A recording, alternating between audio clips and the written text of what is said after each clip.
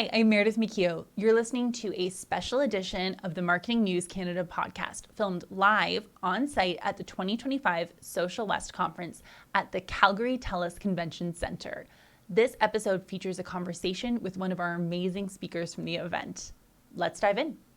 I am so excited to be chatting with you today, Paul. So we have Paul Tedesco here. And Paul, you're the chair of the Effectiveness Council for the Institute of Canadian Agencies. That's right. That's a mouthful. Yeah, it really is. Yes. And also you are an instructor at McMaster as part of the MBA program, so you're on faculty there.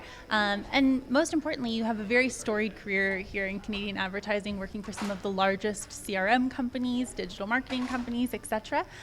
So I know we all have a lot to learn from your expertise here, and excited to be chatting more with you today. Thanks, Meredith. Excited to be here. Amazing. Okay, so Paul, I know something that you're talking about a lot these days is marketing effectiveness. And I think that's one of those terms that some people understand, some people think they understand, and some people have never heard of before. So can you tell us a little bit more about what the principles are of marketing effectiveness?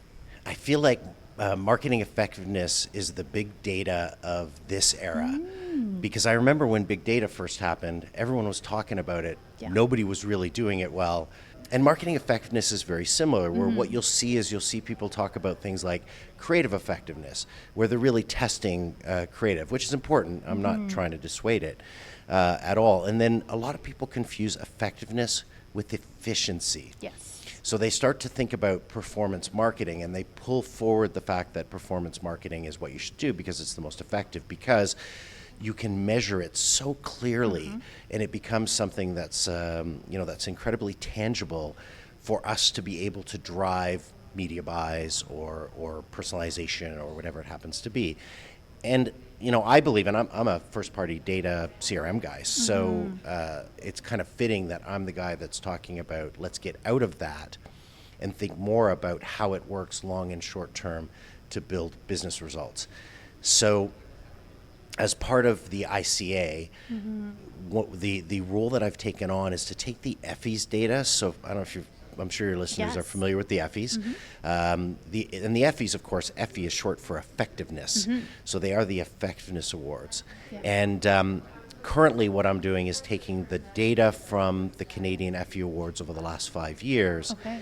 And I'm drawing basically positive correlations between different activities within those winning awards and effectiveness and results. So I'm kind of drawing the comparison. So that's what I'm doing. And you end up with correlations between all kinds of different things, like how many different mediums are you using? What was your original objective? It's amazing how we found that original objective actually drives outcome. Yeah. Because somewhere in the middle, your agencies and all of your planners and all of the people are focused on some objective that drives results. And the objective should not, because the judging for the Effies this year is just about to start. Yeah. So we were briefing the judges yesterday, the day before. And one of the things I said is, do not be tempted to confuse effectiveness with cool.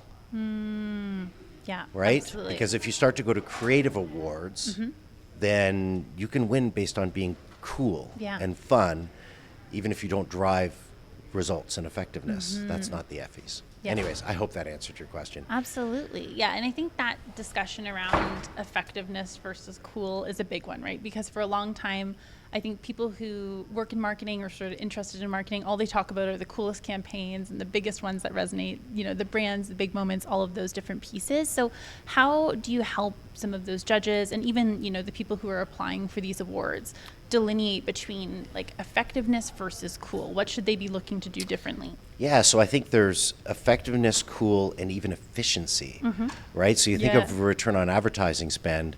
I tell the judges, don't think about that. Like you shouldn't be thinking about, did we make the best spend in search we could have to drive results? Because what we're looking for is not how we do things, but what we do. And what we do to drive effectiveness really should revolve more around results that are oriented towards something like conversion rather than efficient ad spend. Sorry, I don't even think I answered your question there. I think I went off on a whole tangent. when I was briefing the judges, to me the key is to look at what the objective of the program is. And if someone says the objective of the program is to win an Effie, then we should just disqualify them immediately. And there are people who do programs, we're all, and I've judged probably a couple of hundred different shows at this point in time in my 32 years as an advertising agency guy. And so many times we'll see how judges will be tempted to pick the coolest thing. Oh my God, I love that program. I wish I did that program. I wish I was involved in that program. Let's let it win. And you're kind of like, okay, but at the end of the day, they didn't really move the needle on being more effective for the client based on reaching a result that is a business orientation. So that's what I brief them. Look at the objective. Does the objective have a business purpose? Yeah. Fantastic. Now, how did it achieve that? So if the objective was to move and sell more, then you have to say, did this actually move and sell more? Yeah. Or did it just get all kinds of likes on social media because, oh my God, it was so cool, or the star of the show was somebody we all wanted to follow, or whatever it happened to be. Yeah, that's totally fair. And I think, like you said, the importance is getting to the goal, which we all want to see more of. And there are some campaigns that are out there just to say, we want to, for example, reach a new audience. And I know that's something that you probably have worked with a lot because you have all of this experience working with first-party data, working with CRM. So if you were to speak with a brand right now that said, we have our audience, they're sort of like, this is our loyal customer, but we really want to reach this new audience. What are some of the ways that you see working well for brands to kind of go outside of their loyal base? So I am a proponent of kind of Ehrenberg Bass and some of the work that was done by Byron Sharp. I do believe there is a mental availability that we need to put forward. And I don't know if you've seen, they have a stat, they call it the 95-5 rule, and that is that only 5% of your potential customers are in the market when you are doing your advertising. So, I mean, to me, the most important thing is physical availability, bar none, because there's no point in advertising or talking about or promoting a product that no one can find or get. Physical availability has, for the most part, been eliminated as an issue because of the internet, right? Because of e-commerce, and because you can pretty much buy anything, and the long tail allows you to go anywhere. So. I do believe in the long-term brand building. The one thing, and I'll be talking about it at the conference this week, is we try to make these differentiations between long-term channels and short-term channels, and I believe that is all now crap. It's all bullshit now. Interesting. So one of the things that we've shown through the Effie analysis that I've done is that if you do television the right way, television can actually drive short-term sales. We typically haven't seen that, right? Oh, we want to build long-term brand awareness, mental availability. We're going to go to long-term messages and channels and things like that.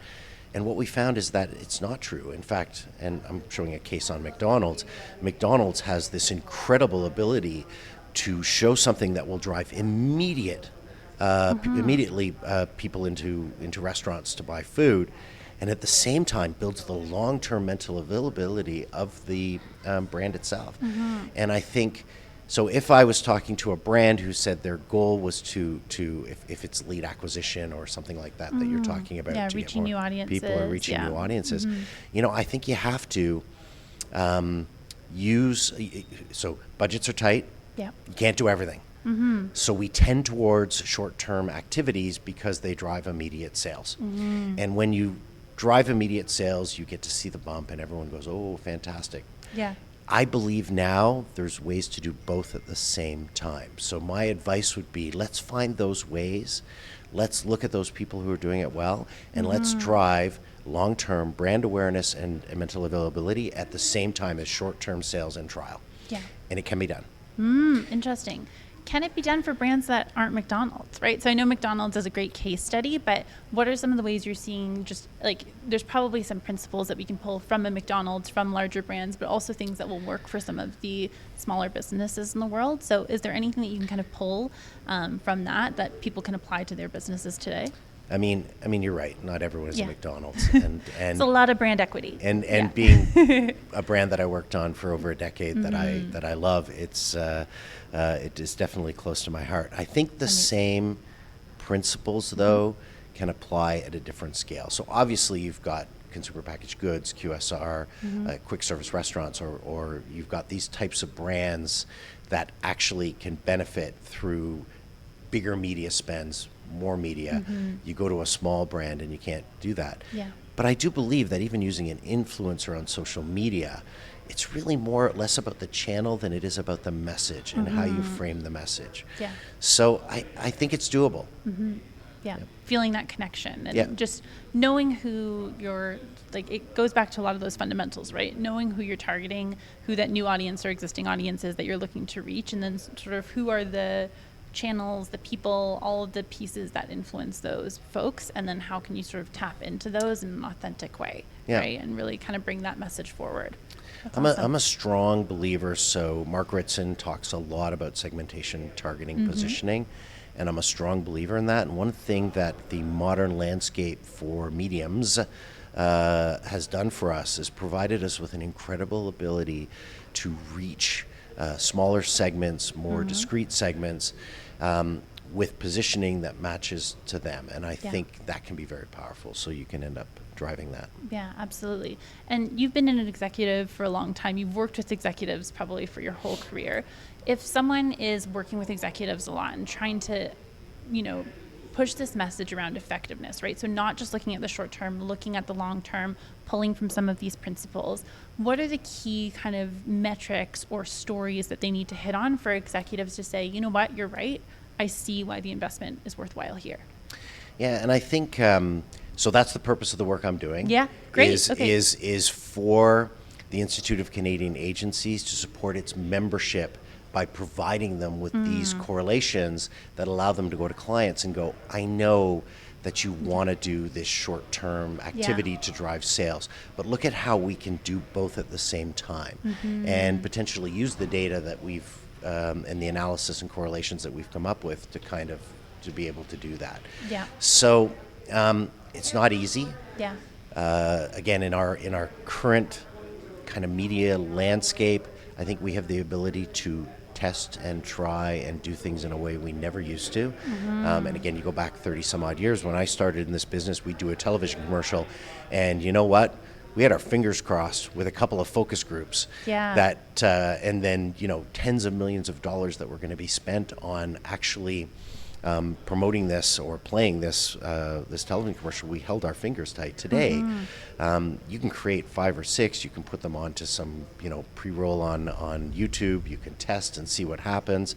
Like, I think we have the ability today to do things in a much more in a way that we can optimize them as we go. And I think that's the key. Yeah, I love that. It's like you said, there's ways that you can sort of bring strategies forward, test strategies that just didn't exist before.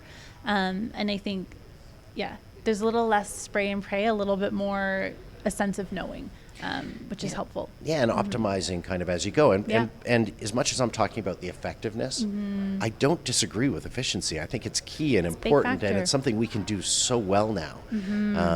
Whether you're testing, subject lines in an email, or whether you're testing 9-second kind of interstitials on social media, you can do that in real time. Yeah. And you can optimize the target markets. You can optimize the segment or the target market you're going to. You can optimize the messaging.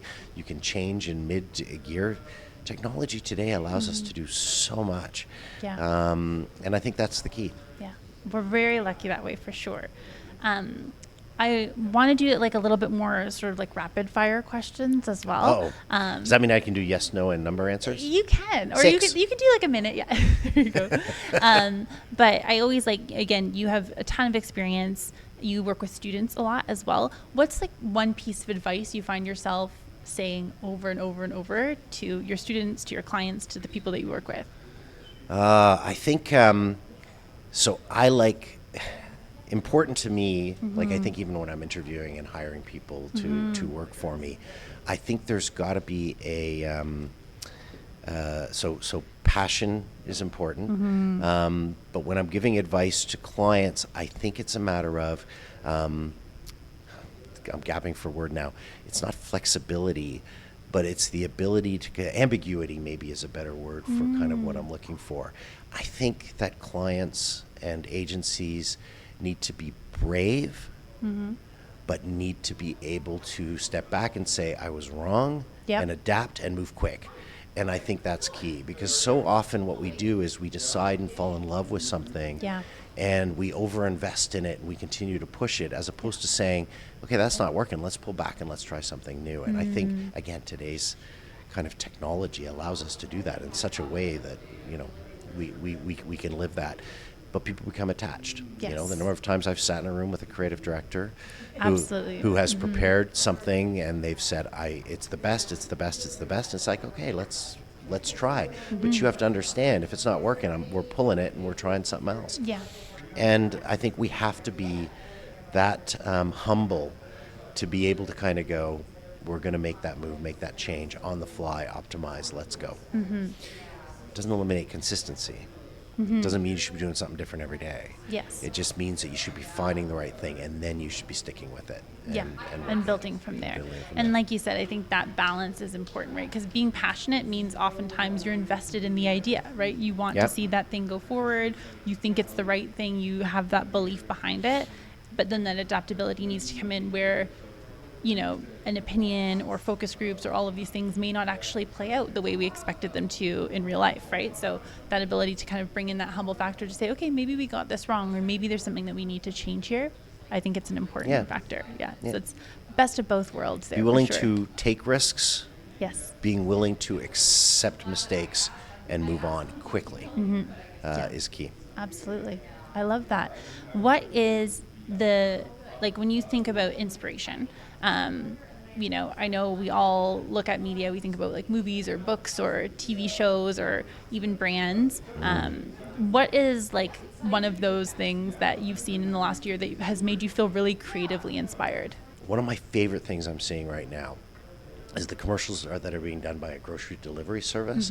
And it actually shows what looks like probably a father and a daughter. The daughter's there doing a grocery order online to be delivered, and the father's giving her some, you know, can you get me this, can you get me that? And then he sits and he goes, I'm really sorry, I have to ask you something. I know it's an imposition, I really apologize. She says, no, that's fine. And he says, can you tell them that they need to knock on the cantaloupe, and if I love that. And it's got to sound, and it can't sound like nobody's home, is what he said. And I love the commercial, first of all, because I think a lot of people who are a little younger, anywhere between the ages of, quite honestly, probably 30 and my age, so old, are dealing with elderly parents. So there's a real attachment to what's being asked and how it's being asked. It just feels like a commercial for all. And it's very seldom that you see that, something that appeals to everyone kind of at that stage. But anyways, I love that, and I find it very inspiring. Relatable, and something like you said, there's the element of understanding for a really large age group there, right? Where people still want the convenience of being able to have their groceries delivered, but they also have their routines and their things that they do that, you know, allow them to buy the best produce or make sure that they have everything they need for lunches that week. So I think that that's such a great message. And it's certainly, I mean, I'm dealing with an elderly parent that I have to look after all the time, and you know, in doing that, you kind of go, wow, this just really appeals to me. And anyways, I thought it was excellent. That's beautiful. I love that. Amazing. To wrap up, Paul, is there anything that you want folks who are either new to their careers, mid-careers, to really keep in mind as they're sort of moving forward in this era of marketing that feels challenging, right? People are getting stuff thrown at them every day.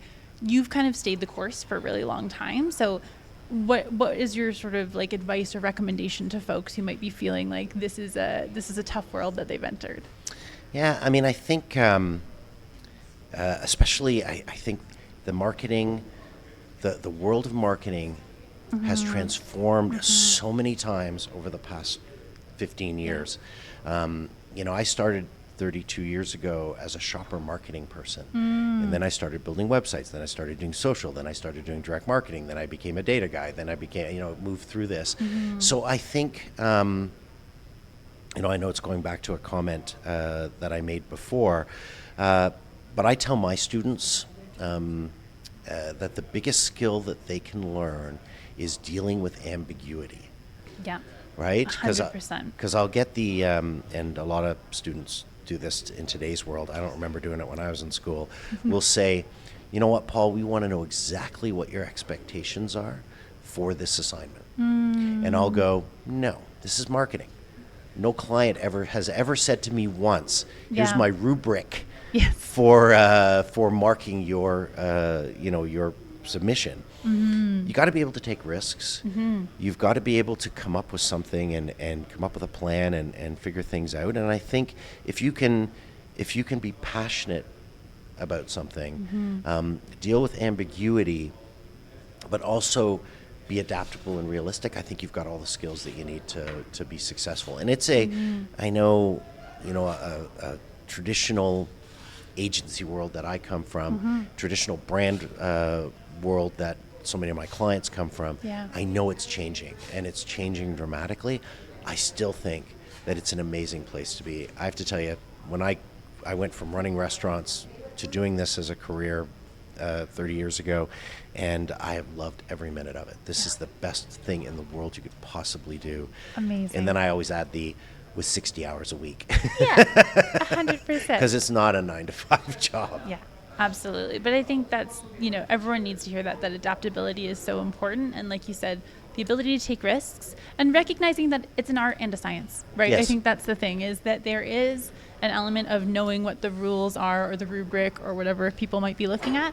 And sometimes you have to also know when to step outside that. So amazing advice. Great. Paul Tedesco, thank you so much. Thanks, Meredith. It was great to meet you, and thank you for having me on. Amazing. Thank you. Take care. Thanks for listening to Marketing News Canada. For more episodes and other great stories from Canadian marketers, visit marketingnewscanada.com. Thanks to our producers at Social Next Events and our editors at Social Launch Labs.